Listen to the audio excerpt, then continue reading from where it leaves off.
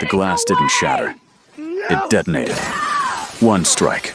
The window of the charcoal gray Genesis exploded inward, and the sound bounced off every wall in that bay like the building itself flinched. Jae-wook's hand was on the ignition key. He never turned it. I reached through the broken window, grabbed his collar, and pulled. Hard.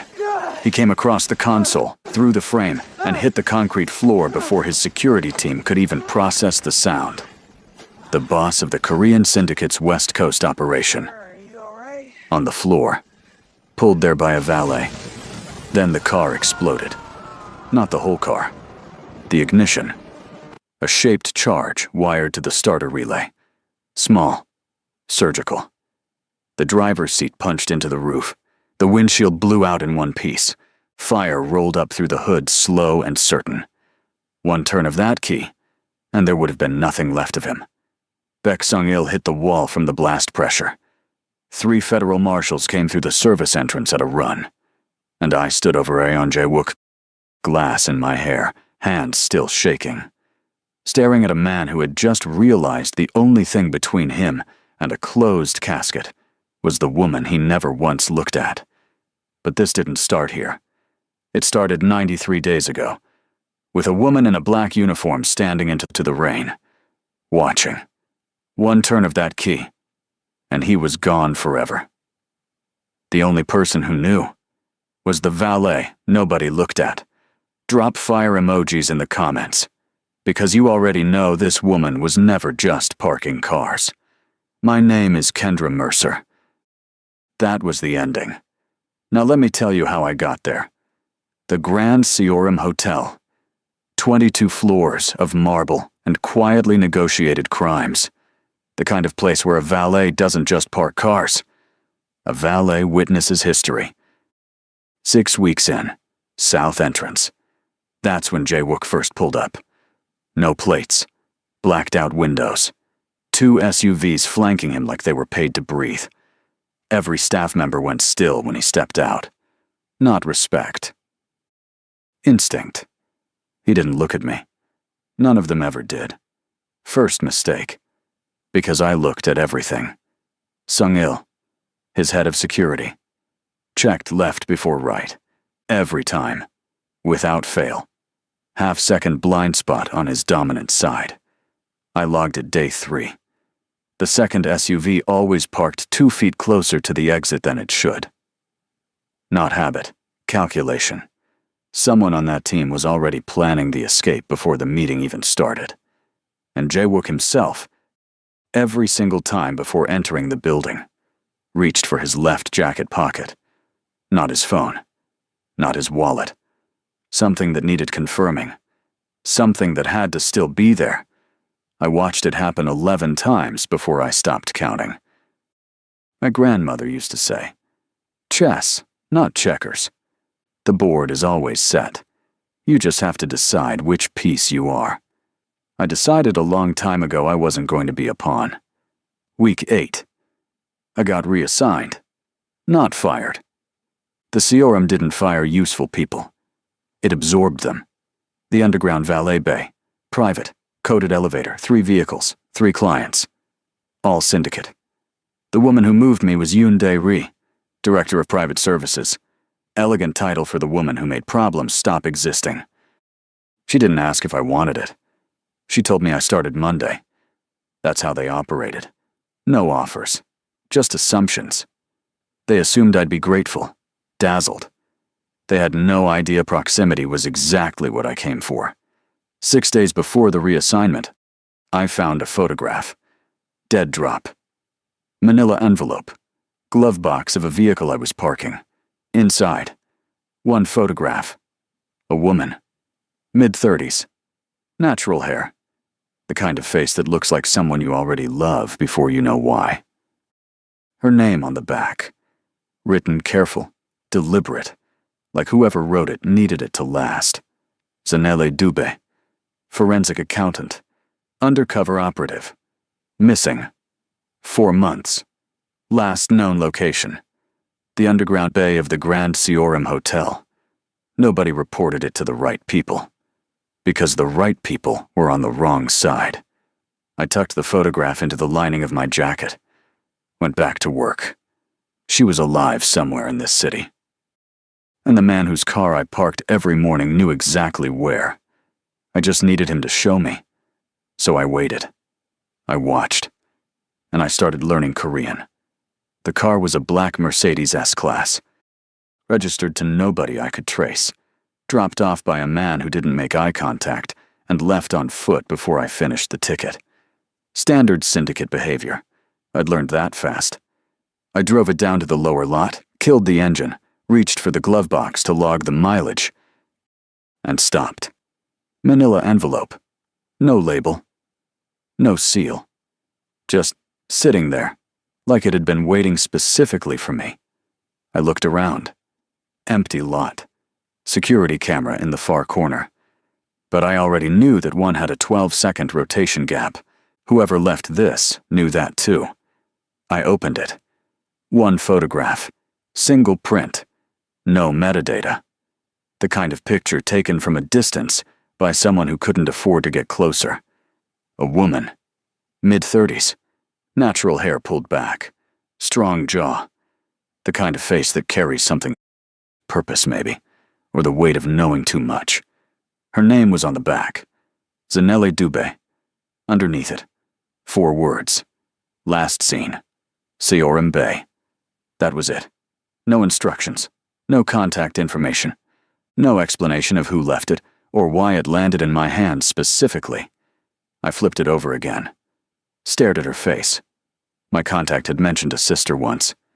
Briefly. The way people mention things they're trying not to make real by saying out loud. A forensic accountant. Sharp. Careful. Working something big. And working it alone. That was 7 months ago. I hadn't heard her name since. Until now.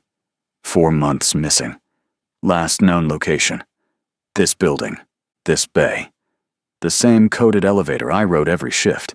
The same concrete floor I walked every morning before the city fully woke up. She hadn't just disappeared. She had been disappeared. And everyone with the authority to ask questions had decided, quietly, not to ask them. I sat in that car for 11 seconds. I know because I counted. Then I tucked the photograph into the lining of my jacket, flat against my ribs, where it would stay warm and hidden and real. And I zipped it shut. Walked back to the booth. Clocked back in. Smiled at the attendant coming off his shift. Asked if he wanted the last of the coffee. That's the thing nobody tells you about this kind of work. The moments that change everything don't announce themselves. They arrive in plain envelopes inside borrowed cars and empty parking lots. And the only thing that separates the people who act from the people who don't is what you decide to do in those 11 seconds. I decided. Right there, in that car, with her face pressed against my ribs, I was going to find Zanele Dube, and the man upstairs in his 22nd floor suite. The one whose car I parked, whose habits I'd memorized, whose left jacket pocket held something he checked like a prayer. He was going to lead me to her. He just didn't know it yet. She found a missing woman's photograph in a glove box, no badge, no backup, no one to call, and she zipped it into her jacket and went back to work. Comment below. What does that kind of quiet courage even have in a name? Because most people would have put it back. She didn't. And that decision changed everything. Hyundai Ri didn't knock. She appeared. The way precise, dangerous women appear. Already inside the space before you registered, the door had opened. Compact. Expressionless. The kind of still that isn't calm. It's control. She had been watching me for 2 weeks. I knew because I'd been watching her watch me. She placed a new access card on the counter between us. Didn't explain it. Didn't need to. Underground Bay. Private rotation. You start Monday. That was the entire conversation. The Underground Bay was a different world. Same building. Different rules. 3 vehicles. 3 clients. No names on any paperwork that connected to anything real. The coded elevator was the only way in or out. and the code changed every 72 hours. The other valets didn't ask why I'd been moved. In places like this, you don't ask why. You just notice who got moved and file it away. The syndicate didn't recruit with job offers. They recruited with access. They gave you proximity to power and watched what you did with it. If you got dazzled, you were useful. If you got greedy, you were managed. If you stayed quiet and competent and asked nothing, they decided you were safe. I was none of those things. But I looked exactly like all of them. The photograph was still in my jacket lining. Every morning I rode that code elevator down, I felt it against my ribs. Flat, steady, a reminder of exactly why I'd maneuvered myself into a position where proximity to Jae-wook wasn't suspicious. It was expected. I was his valet now. I handled his car, his keys, his departure times, his preferred parking angle. Driver's side always within 3 feet of the exit column. Every preference memorized, every habit logged. And every time he walked past me without looking, I added another entry to a profile he didn't know existed. They thought they'd promoted a good worker. They'd actually handed the keys, literally, to the one person in that building who was building a case against them, one quiet observation at a time. Zanelli's photograph stayed warm against my ribs, and I went to work. Here is what nobody tells you about men like Cheon Jae-wook. They are not simply cruel. Cruelty is inefficient. And Jae-wook was, above everything else, a man of efficiency. Every person in his orbit had a designated role, a designated value, and a designated expiration date. He didn't hate people. He categorized them. And the most dangerous category, the one that got people like Zanelli Dubé disappeared, was liability. But even the most controlled men have tells. And up close, inside the underground bay, 3 feet from his vehicle every morning, I started seeing his. The pocket touch was the first one. It had always been a gesture of confirmation. I have what I need. I am prepared. The hand goes to the left jacket pocket, feels the weight, moves on. Clean, automatic. But somewhere around week 10, it changed. The hand lingered. 1 second too long, pressing slightly, like he needed more than confirmation, like he needed reassurance. There's a difference between those two things. Confirmation is calm. Reassurance is fear wearing a calm mask. Then came the schedule changes. Jae-wook ran on clockwork. Same entrance time, same exit window, same vehicle rotation every 72 hours, like a man who understood that predictability was its own kind of force for the armor. Then in 9 days, he changed his departure time 4 times. Twice at the last minute. Sung-il scrambled both times, tried to hide it. But I'd been watching Sung-il long enough to know what his composed face looked like, and what it looked like when composure was a performance. He was performing, which meant Jae-wook was rattled, which meant something inside his operation had cracked. I didn't know what yet, but I knew the feeling.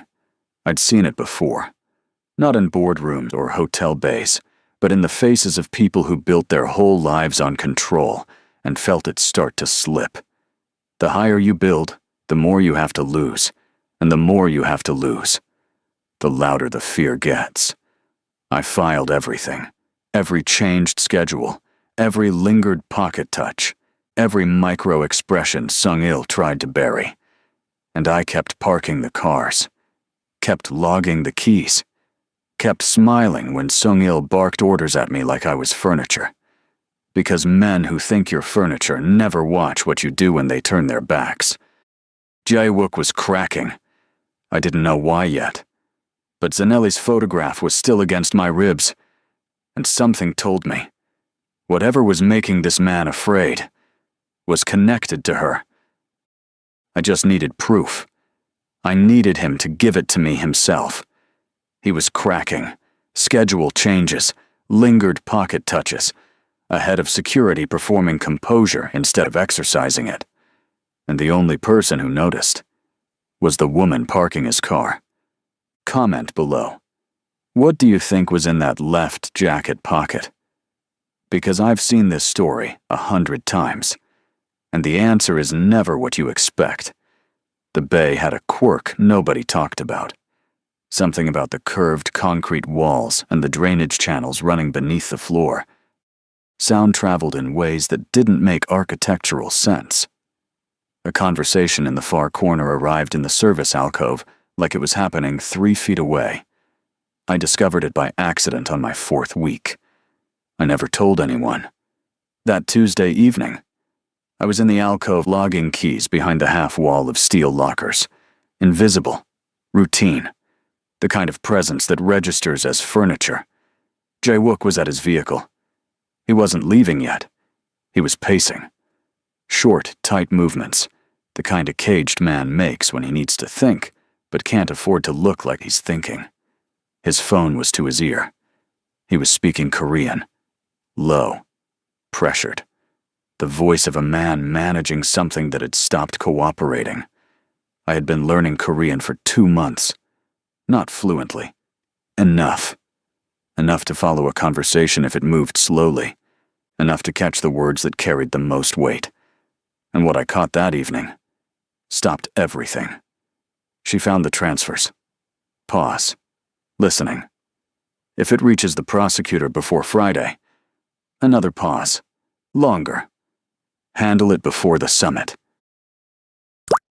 Quietly. 3 fragments. That's all I needed. Because I knew who she was.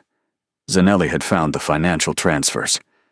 The ones that connected the syndicate's laundering network to accounts that would bring the whole West Coast operation down. She'd built the case quietly, carefully, the way forensic accountants build cases. In numbers, in paper trails, in evidence that doesn't lie even when people do. And she had found something. Something big enough that Jae-wook, a man who didn't rattle, was pacing an underground bay at 9 in the evening, changing schedules, pressing his left jacket pocket like a prayer. Handle it before the summit. Quietly. I knew what quietly meant. In the syndicate's language, quietly meant permanently. I stayed behind that half wall until he left. Didn't move. Didn't write anything down. Didn't need to. Every word was already carved into me. The summit was Friday. That was a Tuesday. 72 hours. I rode the elevator back up alone.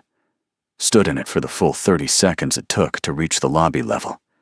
Zanelli was alive. She had to be. You don't handle someone who's already gone. You only handle a threat that's still moving. Which meant she was still out there. Which meant there was still time. 72 hours. No badge. No weapon. No one inside this building I could trust with what I'd just heard. Just me. A valet uniform. A photograph pressed against my ribs.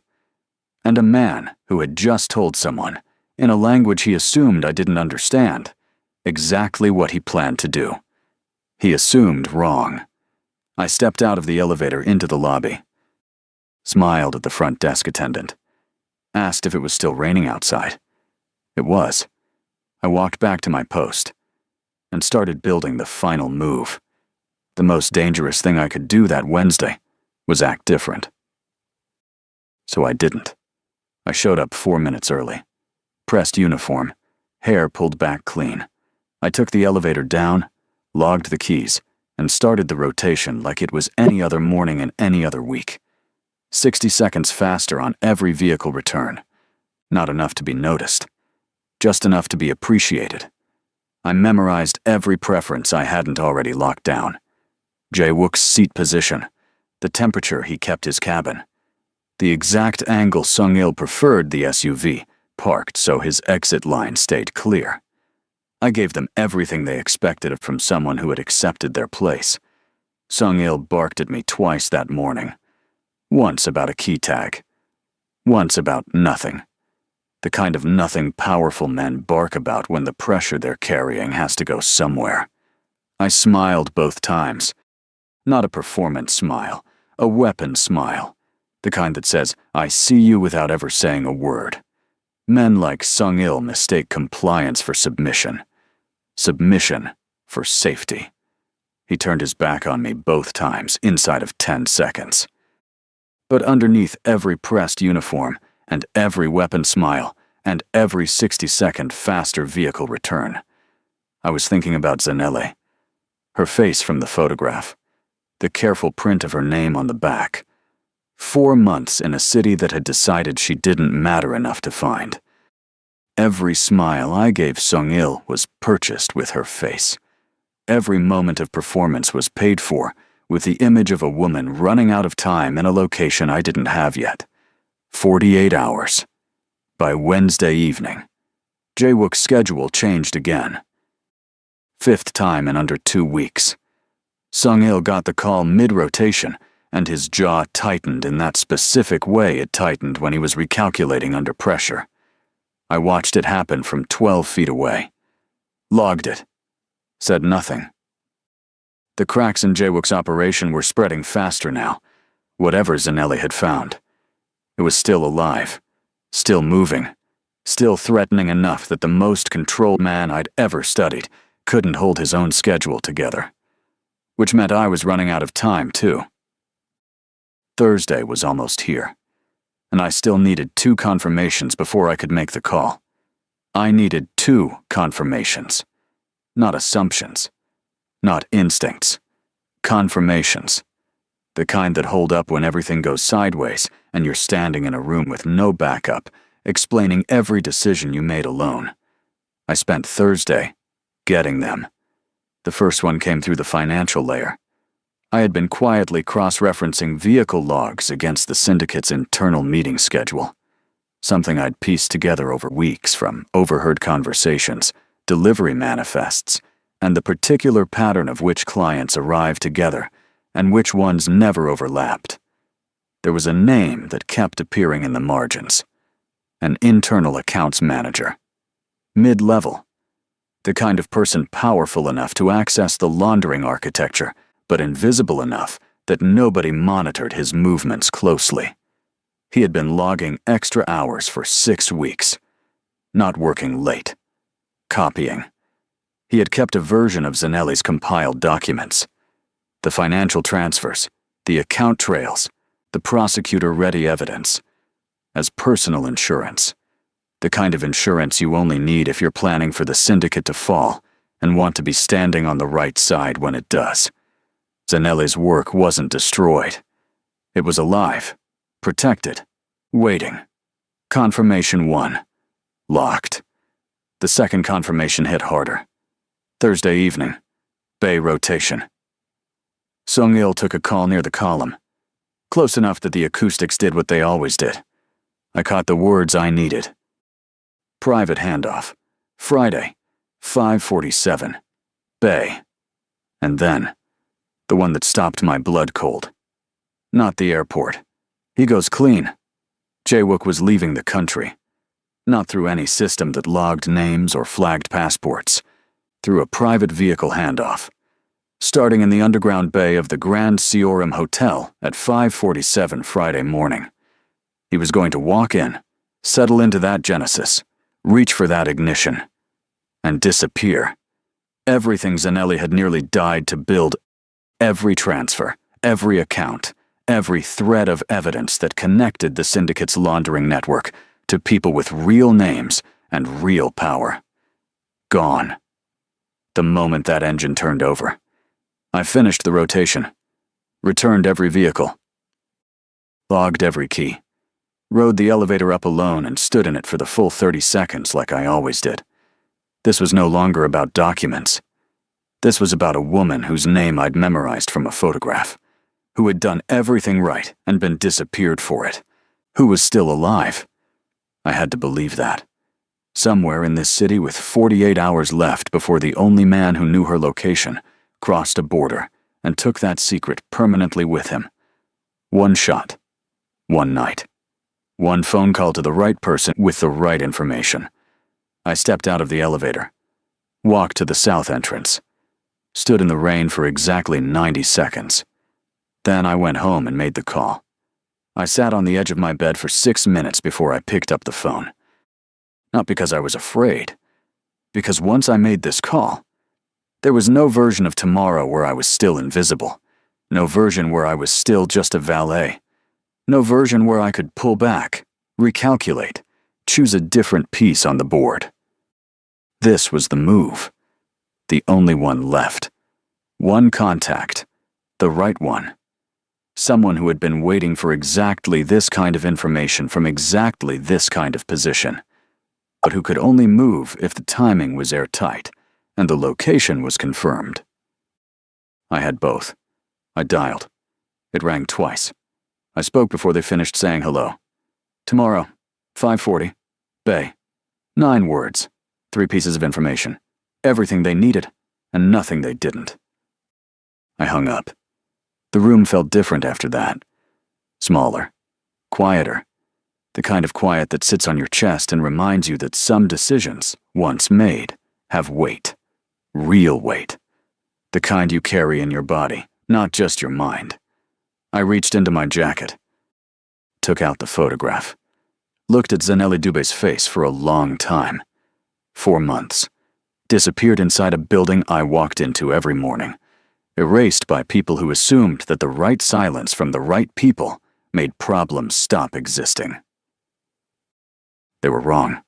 I put the photograph back, set my alarm for 4:45 a.m., lay down without undressing, and stared at the ceiling until the city outside went from dark to gray. I didn't sleep. I just waited. Because tomorrow, the most dangerous man on the West Coast was going to reach for an ignition, and I was going to be standing right there. 9 words. That's all it took to set the trap. No badge, no weapon, just a woman who spent 93 days being invisible. And one night, deciding she was done. If this channel deserves to be in your feed, hit subscribe right now.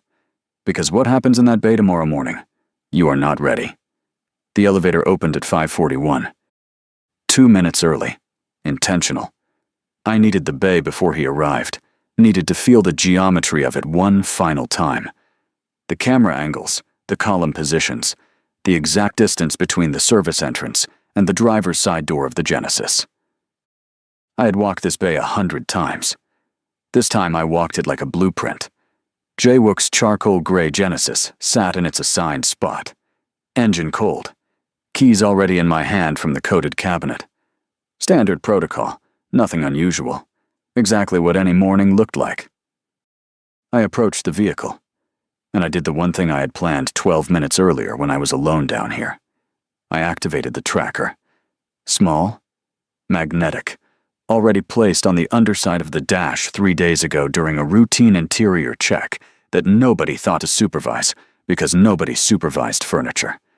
The moment that engine turned over, his location would transmit. Live. Continuous, irrefutable. I stepped back, logged the key, stood at my post. Wudian Sishi Si Fen. Sung-il came down first. He swept the bay the way he always swept it. Left to right, dominant side first. The blind spot on his right exactly where it had always been. I was on his right. He logged me his furniture and moved to his position near the elevator. 5:46. The elevator opened again. Jaywook. Sharp suit, composed face, left hand already moving toward that jacket pocket. The check, not the confirmation. Fear wearing its calm mask all the way to the end. His eyes swept the bay.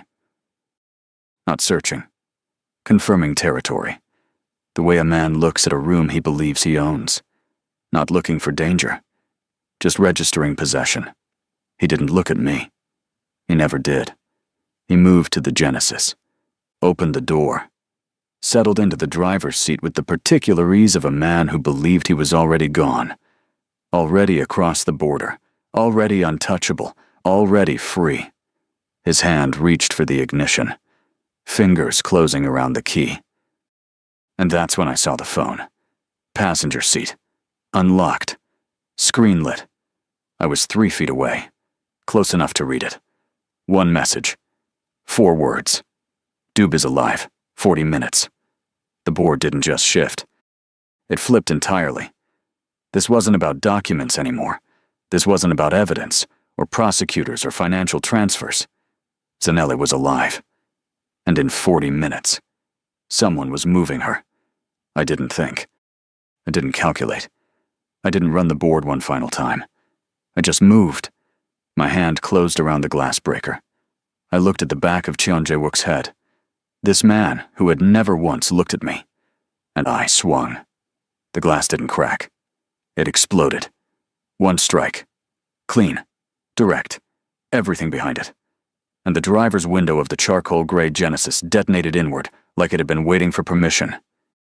The sound cracked through that bay like a gunshot. Sung-il spun. Jae-wook's body jerked. Pure reflex. The first uncontrolled movement I'd ever seen from him. And his hand released the ignition key like it had burned him.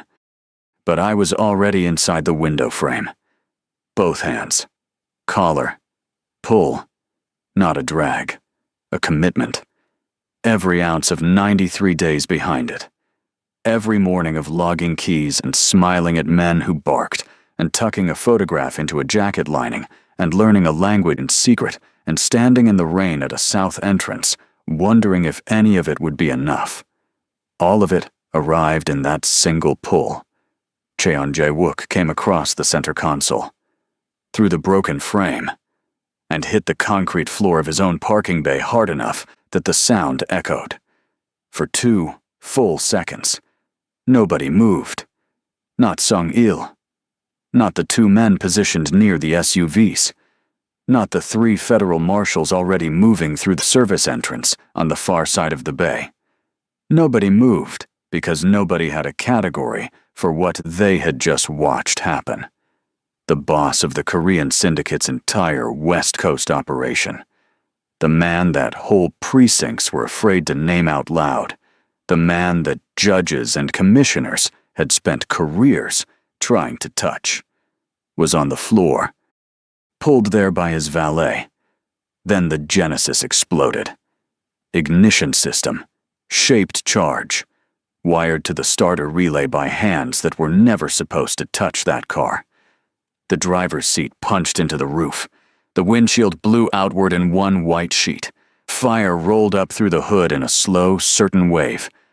The blast pressure hit Sung-il sideways and drove him into the column. The 2 men near the SUVs went down. And I was already standing over Jae-wook. Glass in my hair, hands still vibrating from the pull, chest heaving. Staring down at the most dangerous man on the West Coast. He looked up at me. Really looked. For the first time in 93 days. Cheon Jae-wook saw me. Not the uniform. Not the key log. Not the furniture he walked past every morning without registering. Me. And what crossed his face in that moment wasn't hatred. It wasn't rage. It was something rawer than both. The specific devastation of a man who realizes the thing that ended him was someone he chose not to see. The federal marshals reached him in under 10 seconds. Professional. Efficient. The kind of movement that had been rehearsed for exactly this location, exactly this morning, because someone had called the night before with 9 words and airtight timing. Sung-il was neutralized before he recovered his footing. The 2 men near the SUVs didn't resist. I stepped back. Let them work. Stood against the far column with my back to the concrete, and my hands finally still. The bay smelled like broken glass and burning metal and something that had no name. 93 days. 1 pull. Jae-wook was on his feet now. Cuffed. Composed. Rebuilding the mask even in the middle of being arrested, because men like him never fully stop performing control. But as they walked him toward the service entrance, he looked back at me one more time. Just once. Said nothing. He didn't need to. His eyes said everything a man says when he finally understands. Too late. Exactly who he was dealing with. The arrest took 4 minutes. Clean. Practiced. The kind of operation that looks effortless because every variable was confirmed the night before by someone who had spent 3 months making sure nothing was left to chance. Sung-il didn't fight. When men like Sung-il see federal marshals moving with that kind of certainty, they calculate instantly. Fighting costs more than it returns. He went still, let them work, and stored whatever he was feeling somewhere deep behind that flat expression. The 2 men near the SUVs followed his lead. The lead marshal, a woman, composed, fast, crossed the bay toward me the moment Jae-wook was secured. I handed her the secondary phone before she asked. She looked at the screen, read the message. Her eyes moved to mine. How long ago did this come in? 3 minutes before I moved. She was already on her radio. 37 minutes. That's what we had. Zanelli was alive. The message confirmed it. But alive and being moved were 2 entirely different things. Once they relocated her, the trail reset. New location, new handlers, new timeline that started from 0. 37 minutes to find a woman in a city that had already hidden her once. I stood in that bay and felt something I hadn't budgeted for. Fear. Not for myself. I had made my peace with the personal risk somewhere around Thursday midnight, staring at a ceiling in the dark. Fear for her. Zanele Dube, who had done everything right, who had built something airtight and careful and damning, who had been disappeared for it by people who assumed the right silence made problems stop existing. She was 11 miles east, and I was standing in a parking bay with glass in my hair and nothing left to do but wait.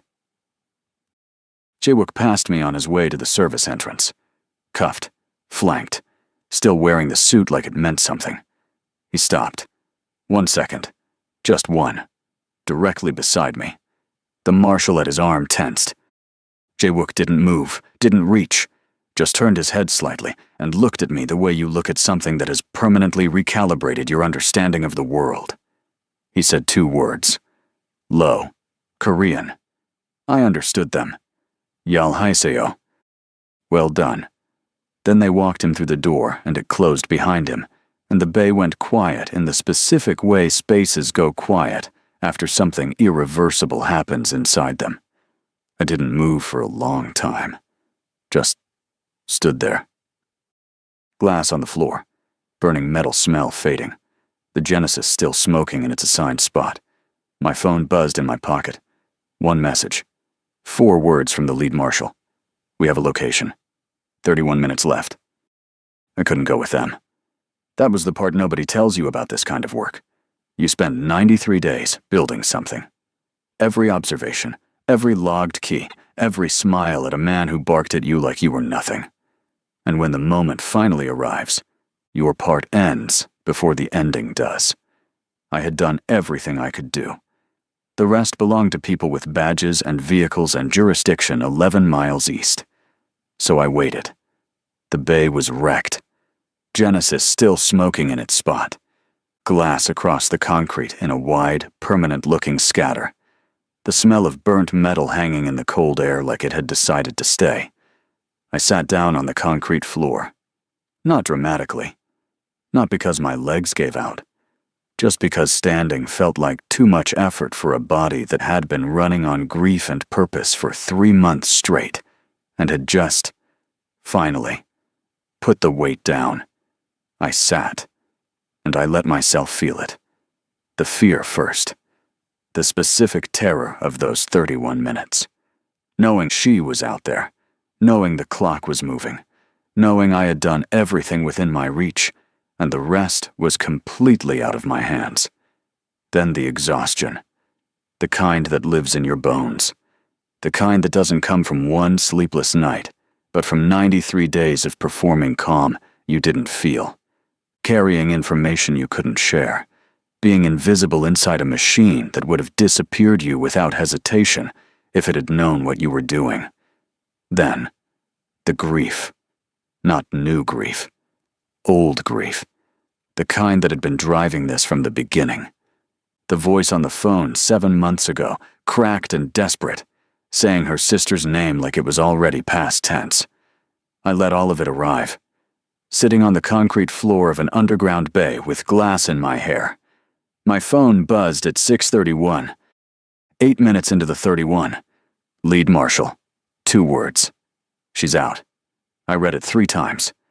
Then I put the phone face down on the concrete beside me, and I sat in the quiet for a long time.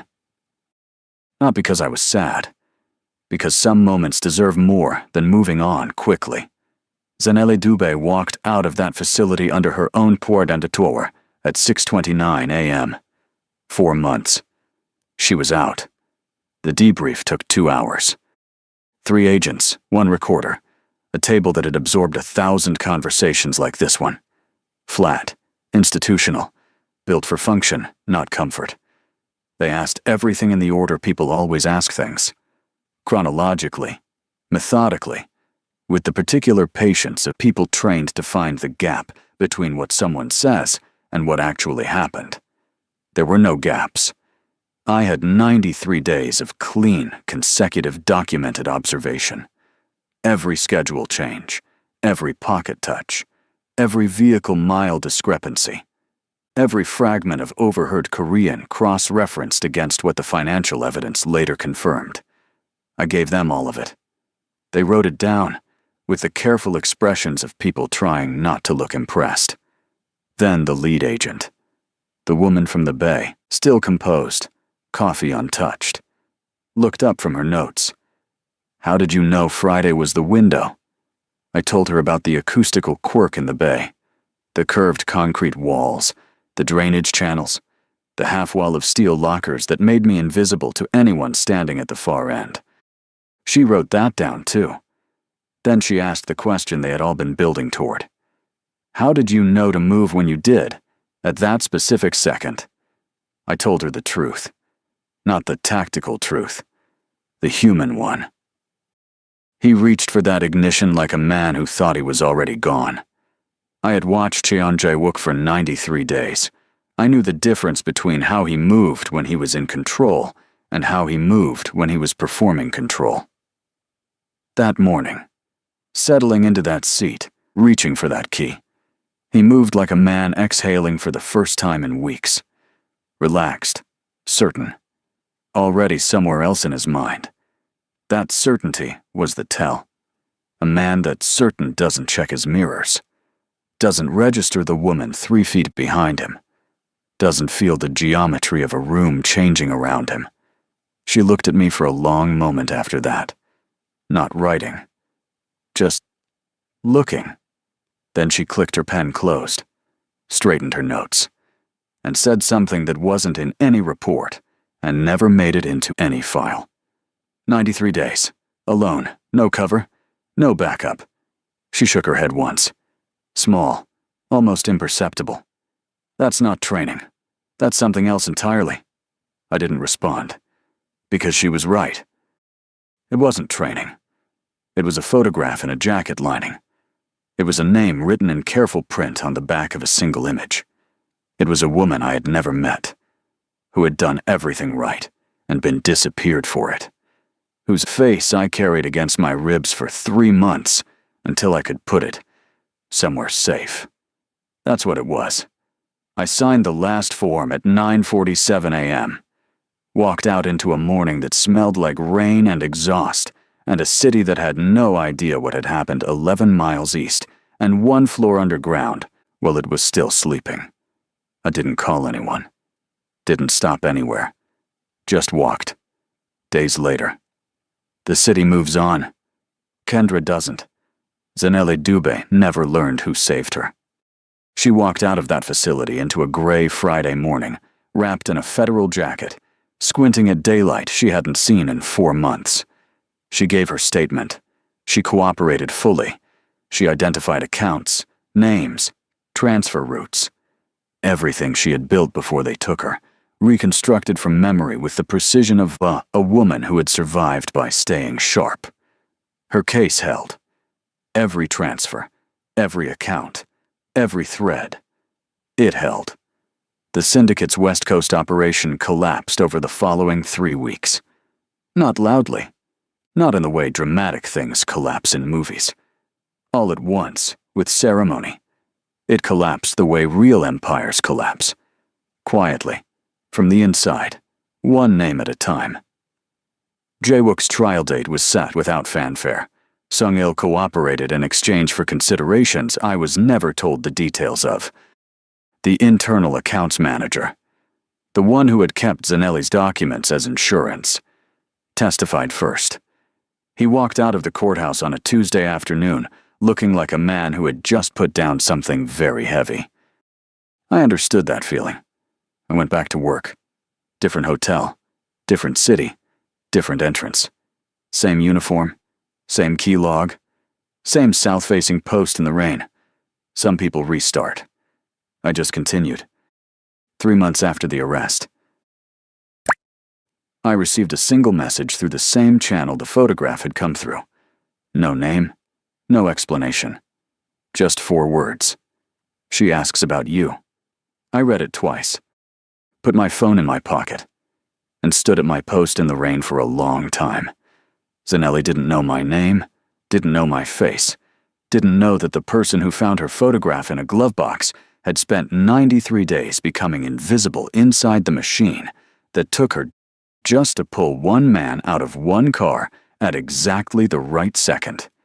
She just knew that someone had. That was enough. It had always been enough. That's the thing about playing chess in the dark. You don't move for applause. You don't move for recognition. You move because the board is set, and someone has to be the piece that changes everything. And most people are waiting for someone else to do it. I stopped waiting a long time ago. Cheon Jae-wook looked up at me from that concrete floor and saw me. Really saw me. For the first and last time. And somewhere in this city right now, the person who originally ordered Zanelli's disappearance is still out there. Still watching. Still waiting to see if anyone is paying attention. She saved a woman she never met. Walked away without asking for her name to be known. And somewhere out there, the person who started all of this is still free. If this story lived in your chest the way it was meant to, subscribe right now. Because this channel finds the stories nobody else is telling. And the next one, it starts where this one just ended.